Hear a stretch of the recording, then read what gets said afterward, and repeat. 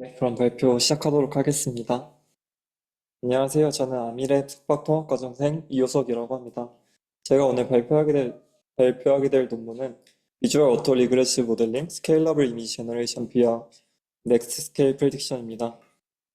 먼저 제가 오늘 이 논문을 준비하게 된 이유는 최근에 꽤 많이 오토 리그레시브 모델을 통해서 비주얼 제너레이티브 모델링을 하려는 시도가 되게 많이 이루어지고 있더라고요. 이 논문도 이제 립스에서 오라를 받은 논문인데 이 논문 외에도 최근에 교수님께서 포스팅해 주셨던 오픈 메가 VIT 같이 엄청 많이 오토 리그레시브 모델링을 통해서 이미지 생성 모델을 학습시키려는 시도가 많이 이루어지고 있는데 저 나름대로 뭔가 연구 학계 흐름에서 왜 이러한 비주얼 오토 리그레시브 제너레이티브 모델링을 하려고 하고 있는지가 궁금해가지고 준비를 하게 되었고 마지막 즈음에 저 나름의 결론을 전달드리도록 하겠습니다. 그래서 이제 최근에 생성 모델의 빠른 발전이랑 같이 컴퓨터 비전 분야에서는 생성 모델을 상당히 고품질의 다양한 비주얼 데이터를 생성할 수 있을 정도로 그런 파워풀한 캐파를 보여주고 있는데요. 요거는 이제 스테이블 디퓨전 3.5 결과들이고 이건 이제 최근에 오픈 AI에 올라온 소라로 만든 비디오인데 정말 실감날 정도로 엄청 생성 모델이 고품질의 어떤 비주얼 데이터를 생성하는 것을 확인할 수 있습니다. 그래서 이런 비주얼 제너레이티브 모델들은 이렇게 강력한 퍼포먼스로 게임이든 영화 산업 혹은 애니메이션과 같이 되게 다양한 도메인이랑 산업들에서 사용이 되고 있고요. 어, 여기 보이시는 것처럼 3차원 게임이나 혹은 버추얼 프로덕션 같은 상황에서 요구되는 3D 어슨 모델들을 생성 모델을 통해 만들어내는 경우도 되게 많고 가상 애니메이션을 구성한 요소들을 생성 모델을 활용해가지고 디자인하는 등의 어떤 그런 산업계와의 연결성이 되게 짙은 분야 중에 하나인데요. 이러한 발전은 이제 2014년에 겐이 처음 나왔을 때부터 마스크 프레딕티브 제너레이티브 모델링이나 혹은 최근까지도 아직 뜨거운 디퓨전 모델 같은 생성 모델의 흐름으로 이어지면서 컴퓨터 비전 분야에서 엄청나게 리마커블한 제너레이티브 퀄리티와 프로퍼티를 보여주고 있는데요. 이런 비전 생성 모델의 가장 큰 성공 요인 중에 가장 큰 요인은 제가 생각했을 때는 이러한 스케일러빌리티가 가능하다는 점이라고 생각을 합니다. 또 실제로 이 학계에서도 이러한 스케일러빌리티가 중요하고 그래서 이 방향성으로 연구가 계속되고 있는 것 같아요. 그래서 뒤에서도 또 설명을 드리겠지만 이러한 스케일러빌리티가 뭐냐라고 정의를 한다면 단순하게 말하면 사실 모델이나 데이터의 사이즈 혹은 그 둘의 연관성으로 정의될 수 있는 어떤 컴퓨테이셔널 버짓 같은 게 커질수록 저희가 이제 스케일러빌리티가 늘어났다고 할 수 있고 이렇게 스케일러빌리티가 늘어남에 따라서 실제 모델의 퍼포먼스가 이 테스트 타임의 어떤 퍼포먼스가 세츄레이트 되지 않고 지속적으로 감소될 수 있는 어떤 그러한 관계성을 스케일러빌리티라고 정의를 하고 있는 것 같아요. 물론 방금 제가 말씀드린 이런 스케일러빌리티가 제너럴라이션 관점 자체에 상당히 중요한 거기 때문에 생성 모델이 아니더라도 머신러닝 분야에 전체적으로 상당히 중요한 역할을 해오고 있는데요. 최근에는 이게 이제 비주얼 생성 모델로도 이어지면서 특히 이제 디퓨전 모델 같은 경우에는 학습하는데 꽤 많은 시간이 걸리는데 이를 어떻게 어드레스 하는지 등이 되게 중요한 문제로 여겨져 오고 있습니다. 이런 맥락에서 바라보면 사실 레이턴트 디퓨전 모델 같은 경우에도 컴퓨테이셔널 버짓이 상당히 그러니까 디퓨전 모델을 픽셀 스페이스에서 학습을 하게 되면 컴퓨테이셔널 버짓이 상당히 크기 때문에 이를 레이턴트 스페이스에서 포뮬레이션을 함으로써 이러한 스케일러빌리티를 늘릴 수 있는 방향성을 제시했고 이를 통해서 스테이블 디퓨전 같은 후속 연구나 프로덕션들이 많이 나오면서 지금의 이런 비전 생성 모델의 큰 성공이 이루어지지 않았나라고 생각을 하고 있습니다. 그럼 이러한 영구적인 흐름을 따라가 보면은 결국 비주얼 제너레이티브 모델에서 스케일러빌리티라는 건 상당히 중요한 방향성 중에 하나인데요. 최근에 많이 사용되고 있는 이러한 디퓨전 모델에서도 DIT라고 해가지고 이런 디퓨전 모델을 트랜스포머를 이용해서 스케일러빌리티를 채우는 그런 논문이 나왔었는데요. 최근이라고 하기는 조금 됐지만 어쨌든 기존의 디퓨전 모델 같은 경우에는 이제 백본으로 보통 유넷을 그냥 사용하는 경우가 많았는데 이 DIT라는 논문에서는 단순히 이 유넷을 트랜스포머로 바꿈으로써 이 디퓨전 모델이 스케일러빌리티를 가질 수 있도록 함을 보이기도 했습니다. 그래서 DIT의 실제 결과들을 바라보면은 그냥 트랜스포머로 바꿨을 뿐인데 디퓨전 모델이 모델 파라미터나 아니면 데이터 사이즈 같은 게 커짐에 따라서 성능이 잘 내려가는 그런 어떤 스케일러빌리티를 임피리컬하게 보여주고 있는데요. 물론 당연하게도 학습이 충분히 진행이 되면은 어느 정도 데이터가 주어져 있고 그걸로 학습을 하다 보니까 그 넘을 수 없는 이 리듀서블 로스 이상으로 내려갈 수 없게 되는데 이걸 고려하더라도 DIT에서 이제 제시하고 있는 이러한 어떤 스케일러빌리티에 대한 결과가 사실 엄청 파워풀해 보이지는 않아요. 왜냐면 이제 내려가고는 있지만 그 내려가고 있는 어떤 기울기 자체가 가파르지도 않고 이 부분에 대해서는 이제 DIT만 보면은 해석이 조금 어렵기 때문에 이후에 이제 다른 제너레이티브 모델들이랑도 비교해가지고 설명을 드리도록 하겠습니다. 근데 그러면 어떻게 랭귀지 모델은 라지 랭귀지 모델이 될 수 있었던 걸까요? 라지 랭귀지 모델 같은 경우에는 저희가 데이터를 늘릴수록 스케일러빌리티 로에 따라서 성능이 이제 꾸준히 내려간다라는 결과들을 좀 다양한 연구들에서 꾸준히 제시를 해오고 있었는데요. 여기 이제 오픈 AI에서 냈던 Scaling Laws for Neural Language Models라는 논문에서는 랭귀지 모델에서 이러한 스케일러빌리티가 보여짐을 해당 논문에서는 스케일러빌리티 로라는 개념을 제시하면서 임피리컬하게 잘 될 수 있다는 것을 보였습니다. 그래서 이 스케일러빌리티 로우라는 결국 뭐냐면 저희가 테스트 타임의 에러 혹은 로스 같이 그런 뭔가 실제 이 모델이 잘 동작할 수 있는지를 평가할 때 이 모델의 사이즈 그리고 뭐 학습에 사용된 데이터의 사이즈 그리고 혹은 뭐 컴퓨테이셔널 버짓 등을 변수로 뒀을 때 이 두 개의 관계가 파워 로 스케일링 관계에 있다는 건데요. 이게 뭐냐면 그냥 이런 식 정도로 생각을 하시면 될 것 같고요. 그냥 컨스턴트가 앞에 곱해주고 거기에 어떤 파워가 되어 있는. 근데 결국에 전달하고 싶은 바는 이게 그냥 어떤 특정 현상을 표현하고 싶어서 사용하고 있는 그냥 수식인데 저희가 목표로 하는 어떤 테스트 에러를 저희가 가지고 있는 어떤 변수들에 이러한 식으로 표현을 할 수 있다는 건데 저희가 가지고 있는 변수는 사실 데이터셋의 사이즈나 컴퓨테이셔널 버짓 혹은 뭐 모델의 사이즈 같은 어떤 스케일러빌리티와 관련된 변수들일 텐데요. 여기서 주장하는 거는 결국 이렇게 심플하게 표현이 된다는 거는 계산 버짓이나 이런 데이터셋 사이즈나 모델 사이즈 같은 게 꾸준히 늘어난다면 이 테스트 로스는 꾸준히 줄어들어야 된다라는 거를 이제 보인 게 이 논문이고요. 그래서 이 논문에서 주장하는 거는 방금 말씀드린 바이고 그래서 뭐 이런 식으로 실험적으로도 많이 결과들을 보여주고 있고 랭귀지 모델을 이런 식으로 테스트 로스 혹은 뭐 에러에 대해서 컴퓨테이셔널 버짓, 데이터셋 사이즈, 파라미터들을 늘리면서 확인을 했을 때 이 두 개의 관계가 꾸준히 내려갈 수 있는 그런 스케일러비티 로를 따르는 결과를 나타낸다라는 걸 보여주는 게 핵심인 것 같고요. 뭐 지금 본 발표랑은 사실 상관없는 얘기일 수도 있는데 이 논문에서는 아키텍처적인 디테일 같은 거 예를 들면 트랜스포머의 그 뎁스를 몇 개나 쌓아야 되고 위스를 어떻게 키워야 되고 같은 것들은 꽤나 마이너한 임팩트를 줬기 때문에 별로 중요하지 않다라는 주장을 같이 하고 있습니다. 어쨌든 그래서 이렇게 라지 랭귀지 모델에서 성공을 가져온 오토리그레시브 모델은 어떻게 이런 게 가능했냐라고 하면은 이 오토리그레시브 제너레이티브 모델링을 하는 것이 라지 스케일 데이터에서 제너레이티브 모델링을 할 때 상당히 유용하다는 것을 결국 이 논문에서 보인 것이고요.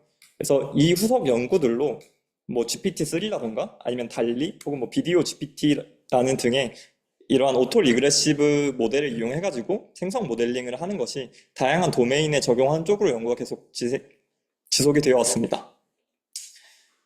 그리고 이제 이 논문에서 이러한 오토 리그레시브 제너레이티브 모델링이 스케일링 로우를 따른다라는 것을 임필리컬하게 그리고 매스메티컬하게 랭귀지 모델을 넘어서 다른 데이터 모달리티들에서도 모두 적용될 수 있음을 보이고 있는데요. 그래서 결국 제가 말씀드리고 싶은 거는 이 비주얼 제너레이티브 모델이라는 것도 결국에 스케일러빌리티가 상당히 중요한 컴포넌트 중에 하나인데 오토 리그레시브 제너레이티브 모델링이 이 다양한 데이터 모달리티들에서도 이러한 스케일러빌리티 로를 따른다는 것을 보인 것이 논문이고요. 그래서 이 스케일러빌리티 로에 대해서 조금 자세히 살펴보고 넘어가려고 하는데 우선 여기 저자들이 정리한 스케일러빌리티 로는 다음과 같이 써지게 되는데요. 사실 별거는 없고 그냥 여기 보이시는 것처럼 이리듀서블 로스랑 리듀서블 로스로 나눠지는 텀인데 이리듀서블 로스는 뭐를 의미하냐면 저희가 사실 어떤 데이터셋으로 어떤 모델을 학습을 하게 되잖아요. 그럼 그 데이터셋이 이미 결정되었을 때 저희가 더는 줄일 수 없는 어떤 로어 바운드 같은 에러를 저희가 어떻게 학습을 하든지와 상관없는 그런 더 이상 줄이지 못하는 그런 로어 바운드 에러를 이리듀서블 로스라고 정의를 하고요. 저희가 모델 혹은 이제 변수 같은 걸 바꿨을 때 저희가 줄일 수 있는 로스 텀을 리듀서블 로스라고 정의를 합니다. 그래서 여기서 리듀서블 로스는 이런 식으로 어떤 x라는 값의 역수의 파워로 정의가 되는데요. 여기서 x0는 그냥 상수 정도로 봐주시면 될 것 같은데 결국 이 스케일링 롤은 아까 말씀드린 거랑 똑같은데요. 이 X가 모델 사이즈나 컴퓨테이셔널 버짓이나 데이터셋 사이즈입니다. 그래서 모델 사이즈가 커지거나 컴퓨테이셔널 버짓이 커지거나 데이터셋 사이즈가 커지게 되면은 저희가 줄일 수 있는 에러가 점점 줄어든다는 거죠. 물론 아무리 내려가더라도 이 리듀서블 로스 이상으로 내려가지는 못하겠지만 어쨌든 이러한 식으로 스케일러빌리티 롤을 매스매티컬하게 포뮬레이션 할 수 있다는 걸 저 논문에서 보였는데 조금 더 자세히 설명드리자면 요 그냥 간단히 해석을 하면은 정보 이론 관점에서 간단히 해석을 하면은 저희가 오토 리그레시브 모델링으로 생성 모델을 모델링 할 때 저희가 라이클리후드를 에스티메이션 하고 싶은 게 목표잖아요. 그렇게 목표로 이제 생성 모델링을 할 때 보통 오토 리그레시브 모델은 크로스 엔트로피 로스로 학습을 하게 되는데요. 이 크로스 엔트로피 로스는 여기 보이시는 바와 같이 간단히 두 가지 텀으로 디컴포즈를 할 수 있거든요. 저희가 가지고 있는 데이터의 디스트리뷰션을 P라고 하고 저희가 그 데이터 디스트리뷰션을 모델링 하고 싶은 저희의 모델 디스트리뷰션을 Q라고 했을 때 그 데이터 디스트리뷰션의 엔트로피인 HP와 그 두 개의 저희가 모델링한 디스트리뷰션과 데이터 디스트리뷰션의 KL 다이버전스의 합으로 정의를 할 수 있습니다. 그럼 이렇게 되면은 이제 저희가 간단히 요 엔트로피 텀 같은 경우에는 이 데이터 디스트리뷰션의 엔트로피다 보니까 저희가 컨트롤러블 할 수 있는 파트가 아니잖아요. 그래서 이 부분을 이제 리듀서블 로스라고 생각을 할 수 있고 저희가 줄이고자 하는 모델의 분포와 타겟 데이터의 분포를 이제 저희가 줄여야 하는 리듀서블 로스라고 볼 수 있습니다. 그래서 어쨌든 이런 식으로 스케일링 로라는 게 이렇게 정의가 되는데 이 스케일링 로는 그럼 방금 제가 말씀드린 흐름대로 쭉 따라 보면은 결국 이 리듀서블 로스라는 건 저희가 컨트롤할 수 있는 부분이 아니잖아요. 그래서 보통 그 빼놓고 생각을 하고 그럼 결국 저희가 줄여야 되는 이 테스트 로스를 단순히 저희가 가지고 있는 어떤 변수의 파워 텀으로 그냥 표현을 할 수 있다는 거죠. 스케일링 파워 텀으로. 그러면 이건 이렇게 간단히 표현을 할 수 있게 되면은 여기다 그냥 로그를 취해주게 되면 저희가 달성하고자 하는 어떤 테스트 로스를 그냥 저희가 가지고 있는 변수와의 어떤 리니어 릴레이션으로 표현할 수 있게 된다 정도가 결론일 것 같습니다. 그래서 뭐 길게 했는데 다 별로 안 중요하고요. 그냥 결국에 저희가 분석을 하고 싶은데 이 모델이 얼마나 스케일러빌티 롤을 잘 따르고 못 따르고를 분석을 하고 싶은데 그걸 저희가 가지고 있는 변수랑 테스트 로스의 리니어 릴레이션 관계로 표현을 할 수 있고 그럼 그 리니어 릴레이션 관계를 분석함으로써 얘가 얼마나 스케일러빌리티를 잘 나타내고 있는지 못 나타내고 있는지를 볼 수 있다는 겁니다. 그래서 실제로 이 논문에서는 그러니까 그 방금 소개해드렸던 그 오토리그레시브 제너레이티브 모델링을 통해서 스케일링 롤을 주장하는 논문에서 다양한 데이터 모달리티들에 대해서 다 오토 리그레시브 제너레이티브 모델링을 해가지고요. 이런 스케일러빌티 롤을 따르는지 안 따르는지를 임필리컬하게 확인을 하는데요. 여기 잘 보이실지 모르겠지만 이 지금 되게 꼬불꼬불한 선이 엄청 여러 개인데 이 꼬불꼬불한 선들은 각각 다른 모델 사이즈를 가지는 모델들이라고 생각을 하시면 될 것 같고요. 지금 X축은 저희의 컴퓨테이셔널 버짓인데 앞으로도 나올 많은 그래프들에서 X축을 컴퓨테이셔널 버짓으로 정의하고 있는데 그 이유는 저희가 어떤 모델의 스케일러빌리티를 정할 때 데이터셋 사이즈라던가 아니면 모델의 사이즈라던가 이런 부분을 고려하게 되는데 그것들을 종합적으로 고려할 수 있는 방향 중에 하나가 컴퓨테이셔널 버짓이기 때문에 X축을 이렇게 구성을 하고요. 그래서 어쨌든 이런 식으로 컴퓨테이셔널 버짓을 X축으로 구성을 하고 Y축을 테스트 로스로 구성을 했을 때 대부분의 데이터 모달리티들에서 이런 식으로 그 로스가 그러니까 스케일러빌리티가 커짐에 따라서 로스가 내려가는 이런 스케일링 로우를 따르는 결과들을 보여주고 있다가 전달하고 싶은 핵심인 것 같습니다. 그래서 실제로 이러한 스케일링 로우 자체를 각각의 제가 모델 사이즈 하나하나에 따라서 다른 꼬불꼬불한 선이라고 말씀드렸는데 그럼 각각의 꼬불꼬불한 선마다 어느 정도 옵티멀 포인트들을 찾을 수 있거든요. 그래서 걔네를 이어보면 그냥 여기 보이시는 그냥 저 점선이 되는데 이게 뭘 의미하는 거냐면 결국에는 우리가 이런 식으로 어떤 스케일링 롤을 따른다는 것을 알 수 있다면 우리는 작은 모델 가지고 대략적으로 우리가 얼마나 큰 모델을 학습시켰을 때 어느 정도의 로스에 도달할 수 있는지 그리고 그 정도 로스에 도달하려면 어느 정도의 컴퓨테이셔널 버짓이 요구되는지 같은 거를 이제 스케줄링을 할 수 있다가 이 논문에서 보여주고 싶은 바인 것 같고요. 그래서 네, 네, 네. 아니요. 네, 여기 다, 네. 저기 왼쪽 위에 있는 텀에서 그 스몰 x랑 그다음에 오른쪽 아래에 있는 라지 x랑 똑같은 건가요? 아니요. 제가 그냥 노테이션을 간단히 하려고 이렇게 적었는데 여기 스몰 x가 아까 말씀드린 모델 사이즈나 컴퓨테이셔널 버즈 데이터셋 사이즈 중에 하나가 되고 그러다 보니까 여기서 표시한 x는 그냥 얘의 역수 정도로 생각하시면 될 것 같습니다.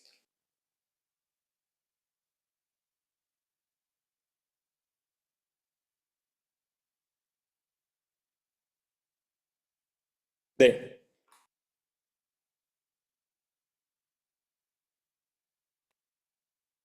그러면 이어서 하도록 하겠습니다.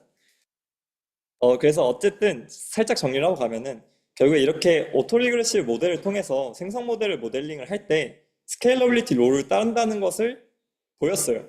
그래서 결국에는 이런 오토리그레시브 모델이 생성 모델링에서 많이 사용되고 있다는 점을 언급하고 싶었고, 그럼 제가 오늘 발표하고 있는 논문도 결국 그 흐름 속에 있는 그냥 연구 중에 하나인데요.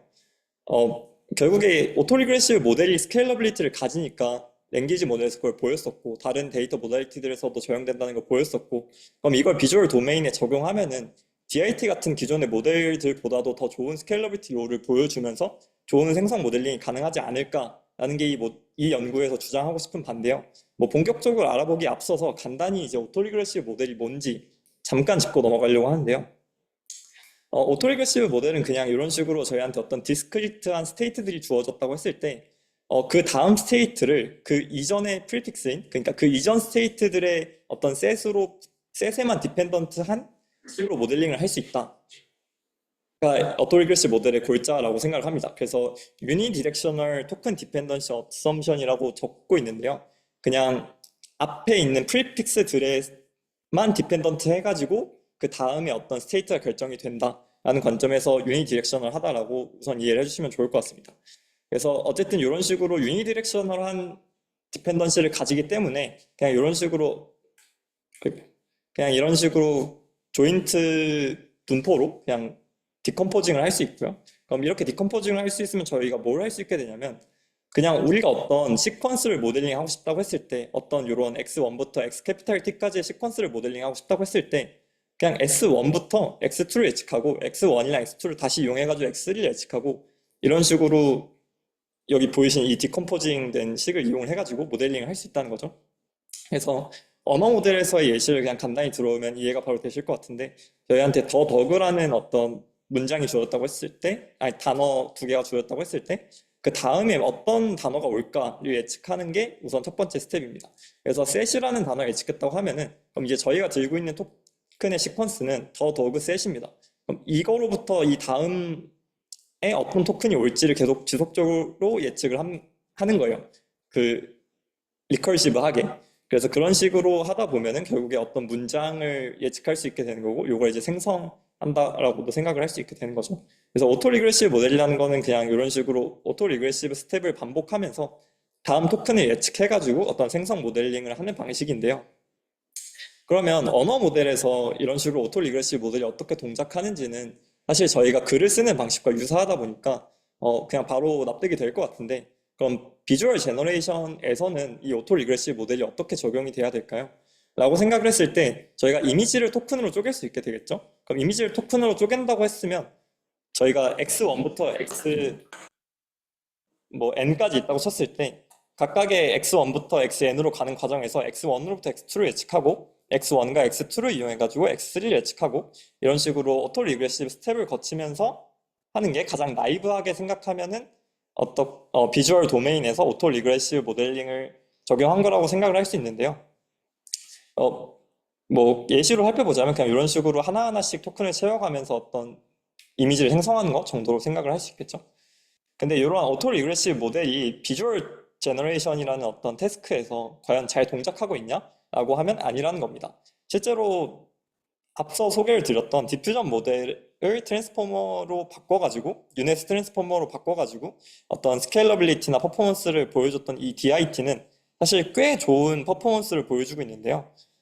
그에 비해서 여기 보이시는 바와 같이 오토 리그레시브 모델링을 통해 제너레이티브 모델링을 한 결과들은 적어도 지금까지의 결과들은 퍼포먼스 자체도 상당히 안 좋고 계속 주장하던 얘네가 어떤 스케일러빌리티 롤을 따른다라는 주장을 납득시키기 어려울 정도의 어떤 경향성을 보여주고 있는데요.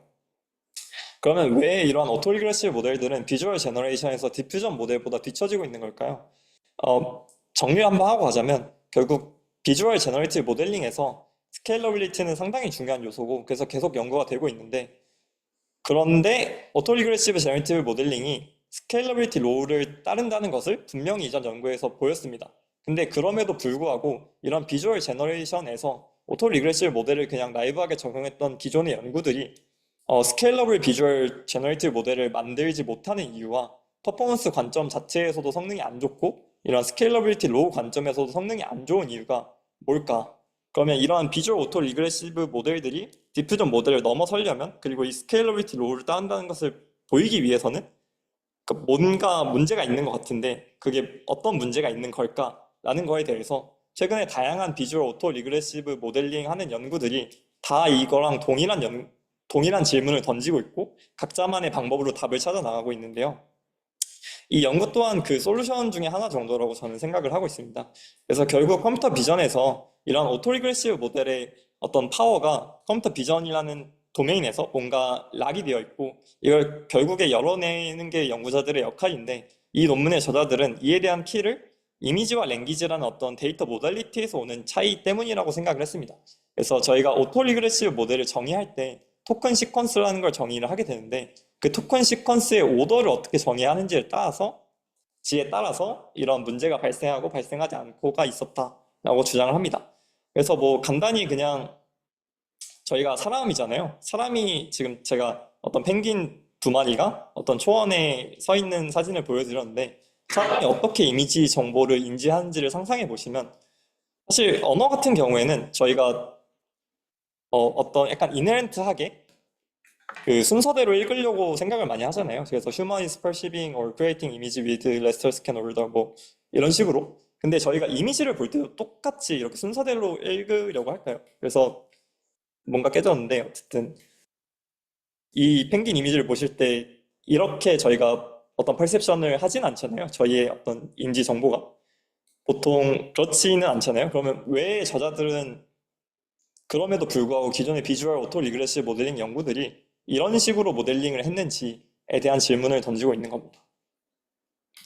그래서 결국 키는 이 토큰들의 시퀀스 오더를 어떻게 정해야 하는지에 있다는 것이고요. 그래서 좀 더 구체적으로 이러한 기존의 비주얼 오토 리그레시브 방식에서 오토 리그레시브 모델링 방식에서 이전에 그냥 나이브하게 적용했을 때의 문제점들을 살펴보려고 하고 있습니다. 그래서 또 본격적으로 살펴보기 앞서서 이 오토 리그레시브 모델이라는 게 사실 앞서 말씀드렸듯이 토큰 시퀀스로부터 그 다음 토큰을 예측하는 방식이잖아요. 그렇게 모델링 되는 방식이잖아요. 그러다 보니까 저희가 먼저 그 데이터 모달리티들을 토크나이제이션을 해줘야 됩니다. 그래서 비주얼 도메인에서는 보통 그냥 VQVA라던가 VQGAN 같은 어떤 토크나이징을 할 수 있는 프리트레인드 된 모델이나 아니면 그걸 새로 학습을 시킨다던가 해가지고 토크나이징을 한 다음에 그 토큰 스페이스에서 이 오토리그레시브 모델링을 하게 됩니다. 근데 이렇게 오토 인코딩 방식이나 뭐 VA든 VQGAN이든 이런 식으로 정의가 된 토큰 스페이스에서 저희가 오토 리그레시브 모델링을 하게 될 경우에 생기는 문제가 한 가지 있습니다. 뭐냐면은 이런 식으로 이제 저희가 모델링을 하게 되면은 이 인코더에 그냥 셀프 어텐션 맵을 하나 그냥 가져온다고 생각을 해볼게요. 그러면 이 어떤 토큰들 혹은 이 피처들 간에 관계성이 정말 없을까요? 그러니까 뭐 예를 들어서 여기 셀프 어텐션이 있다고 하면은 저희가 뱉어낸 토큰 n by n 개들 간에 서로 간의 모든 관계를 본 거잖아요. 그러니까 결국에는 n by n 개의 토큰이 다 서로 간의 어떤 릴레이션이나 콜릴레이션을 다 봤다는 거죠. 근데 저희가 앞서 오토 리그레시브 모델이라는 걸 정의를 하면서 무슨 말씀을 드렸냐면 오토 리그레시브 모델은 현재 스테이트에서 그 이전 스테이트들에만 디펜던트 하다고 말씀을 드렸어요. 근데 만약 저희가 n by n 개의 토큰이 있고 여기서 x1부터 x9까지 있는데 x1이랑 x9랑 이미 어떤 관계성을 가지고 있는 상태로 토큰이 만들어졌어요. 근데 사실 저희가 x2를 그러니까 x2랑 x9랑 근데 x2를 예측할 때는 저희는 x1에만 디펜던트 하다는 가정을 오토 리그레시브 모델에서 깔고 있습니다. 네. 깔고 있습니다. 근데 그러면 지금 여기서 말씀드린 것처럼 이런 식으로 토큰 스페이스를 이용을 하게 되면은 X2랑 X9랑 어떤 릴레이션이 있는데 X1에만 디펜던트 하다는 가정을 깔고 있으니까 뭔가 이 가정이 틀린 거잖아요.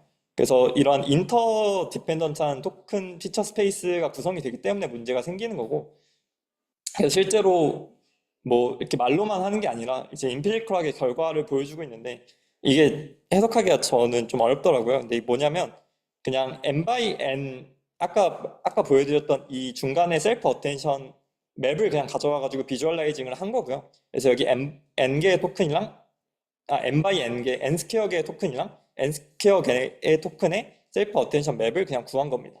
그럼 이 셀프 어텐션 맵을 보고 저희가 뭘 해석할 수 있냐면, 저희가 만약에 정말 유니 디렉셔널 하다, 그러니까 즉 이전 토큰들에만 디펜던트 하다라고 하면은 사실 이상적으로 모델링 되어야 되는 것이, 저희가 첫 번째 토큰을 보고 있으면 딱 이것만 알아야 되고, 두 번째 토큰을 보고 있으면 그 두 번째 토큰의 이전 토큰에만 디펜던트 해야 되니까 그 두 번째 토큰 기준으로 세 번째 토큰과의 관계성은 없어야 됩니다.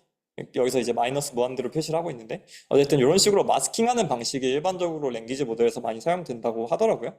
근데 기존에 이 VQVA나 VQGAN 같은 데서 쓰고 있는 셀프 어텐션은 이러한 구조를 따르지 않고 있기 때문에 그냥 그대로 적용을 하게 되면 이런 식으로 이미 토큰들 간의 바이디렉셔널 콜리레이션을 가지고 있기 때문에 오토 리그레시브 모델의 가정에서 벗어나서 문제가 생긴다라는 것입니다. 또 다른 문제로는 사실 저희가 이런 식으로 트랜스포머에 넣어줄 때 물론 포지셔널 인코딩을 넣어주긴 하지만 그냥 플래트닝을 해가지고 넣어주게 되잖아요. 근데 이런 식으로 플래트닝을 해서 넣어주게 되면 생기는 문제가 뭐냐, X1을 기준으로 X2를 예측하고 X1, X2를 기준으로 X3를 예측하고 이 세 개를 기준으로 다시 X4를 예측하는데, 사실 이 X4는 X1, X2, X3에 기반해서 X4가 예측되는 것보다 X1에 기반해서 X4가 예측되는 게 더 옳을 수도 있지 않을까요? 왜냐면 이미지라는 것 자체가 어떤 스페이셜한 로컬리티를 가지고 있으니까. 근데 물론 포지셔널 인코딩이 이런 부분 어느 정도 완화해 줄 수는 있겠지만 어쨌든 이런 식으로 플래티닝을 하게 되는 순간 그 스페이셜 로컬리티에 대해서 어떤 디그레데이션을 만들어낼 수밖에 없다라는 주장도 같이 하고 있습니다. 그리고 마지막 문제점으로는 이런 식으로 모델링을 그냥 오토리그레시 모델링을 하게 되면 컴퓨테이셔널 코스트가 상당히 커진다는 점인데요. 저희한테 n by n 개의 토큰이 주어졌다고 했을 때 그 n by n 개의 토큰들이, 그럼 토큰이 이제 총 n 스퀘어 개잖아요. 그럼 n 스퀘어 개의 토큰들이 서로 간의 어텐션, 셀프 어텐션을 다 계산을 하려면 n 스퀘어 by n 스퀘어가 되겠죠? 그럼 이제 n의 4승의 어떤 컴퓨테이션 코스트가 들게 되고, 근데 오토 리그레시브 모델은 아까 말씀드렸듯이 한 번의 토큰 예측하고 바로 다음 토큰 예측하는 넥스 토큰 프리딕션 방식이에요. 그래서 토큰의 개수가 총 n 스퀘어 개이다 보니까 하나의 이미지를 생성함에 있어서 저희가 드는 컴퓨테이션 코스트 자체가 5의 n 6승 개가 됩니다. 상당히 인이피션트하다는 것이죠.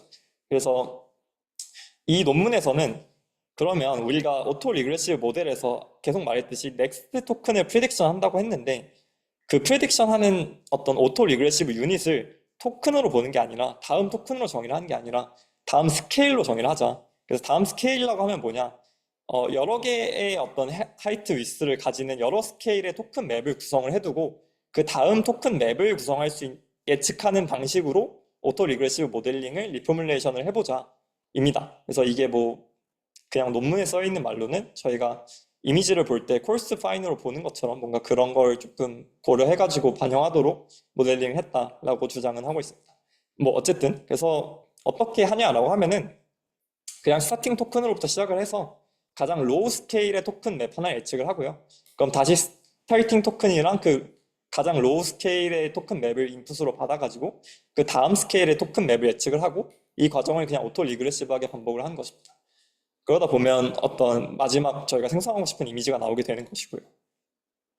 그럼 이런 식으로 싱글 토큰을 프리딕션 하도록 넥스트 토큰 프리딕션 방식이 아니라 넥스트 스케일 프리딕션 방식으로 오토 리그레시브 모델링을 다시 만들게 되면 저희가 뭘 할 수 있냐라고 하면은 앞서 말씀드렸던 어떤 문제점들이 다 개선이 되는데요.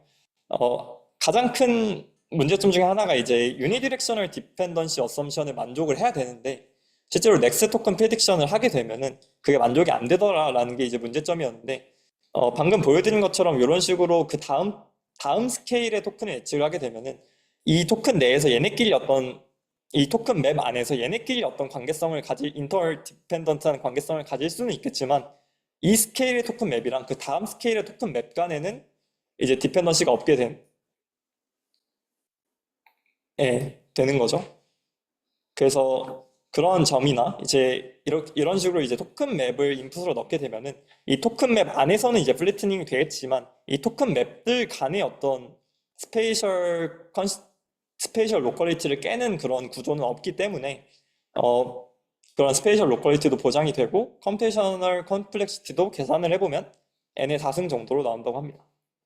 그래서 실제로 이런 식으로 오토리그레시브 모델링을 하기 위해서 학습시키는 파이프라인 자체는 계속 이제 멀티 스케일의 토큰 맵을 예측을 해야 된다고 말씀을 드렸는데 애초에 토커나이제이션 자체를 그렇게 멀티 스케일 토큰 맵을 만들어낼 수 있도록 구성이 되어야 하다 보니까 VQVA 자체를 멀티 스케일 토큰 맵을 예측할 수 있는 형태로 새로 구성을 해서 학습을 시킵니다. 네, 여기서 중요한 부분 아닌 것 같아서 빨리 넘어가도록 하겠고 그 다음에 이제 방금 제가 소개해 드린 것처럼 오토리그레시브한 방식으로 이제 이전에 토큰 맵들이 주어졌을 때 그 다음 스케일의 토큰 맵을 예측을 하고 그럼 마지막으로 예측된 그 토큰 스케일이랑 그 스케일의 토큰 맵이랑 저희가 정답으로 들고 있는 토큰 스케일 맵이랑의 크로스 엔트로피를 계산하는 기존의 랭귀지 모델이랑 거의 동일한 방식의 로스로부터 이제 학습을 하게 됩니다. 그래서 네. 바이디렉셔널한 방법이 문제가 된다고 하셨는데 그 문제라고 하는 게 성능에 있어서 문제가 된다고 하는 건지 아니면 그냥 오토리그레시브 모델의 데피니션에 벗어나서 문제가 된다고 하는 건지가 헷갈려서. 일단 제가 생각했을 때 답은 두 개 다인 것 같고요.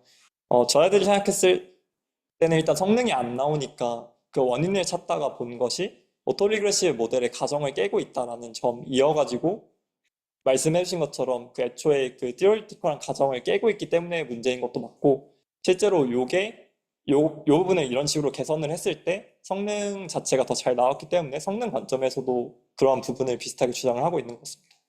사실 제가 요 PPT에 실지는 않았는데 딱 그 다른 컴포넌트를 다 제외하고 기존의 오토리그레시브 모델링인 넥스트 토큰 프레딕션이랑 넥스트 스케일 프레딕션이랑만 바꿨을 때의 성능 자체가 엄청 많이 임프루브가 돼서요. 두 개 다 답이 될 것 같습니다.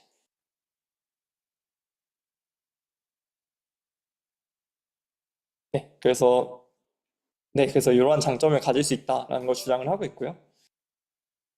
그래서 실제로 이제 방금 건우 학생이 질문해 준 것처럼 실제 성능 자체를 살펴볼 수 있을 것 같은데 아까 보여드렸던 거에 기반을 해보면은 이제 DIT가 아무래도 지금 가장 스트롱한 제너티브 모델의 베이스라인이라고 볼 수 있을 것 같고요.